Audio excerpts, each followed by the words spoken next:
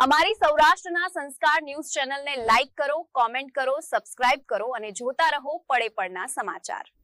Talaja Bhavnagar national highway પર આજે વહેલી સવારે એક અકસ્માતની ઘટના સામે આવી છે। મળતી માહિતી મુજબ વેળાવદર પુલથી થોડું આગળ સવારે લગભગ 5 વાગ્યાના આસપાસ એક ડમ્પરનો અકસ્માત થયો હતો। અકસ્માત દરમિયાન ડમ્પર પુલની રેલિંગ તોડી આગળ વધ્યું હતું અને બીજી રેલિંગ ઉપર જઈને અટકી ગયું હતું। આ ઘટના દરમિયાન ત્યાંથી પસાર થઈ રહેલા રાજુભાઈ ભરવાડને પણ સામાન્ય ઈજા પહોંચી હોવાનું જાણવા મળ્યું છે।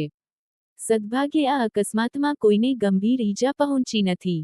ઘટનાની જાણ થતાં સ્થાનિક લોકો દોડી આવ્યા હતા।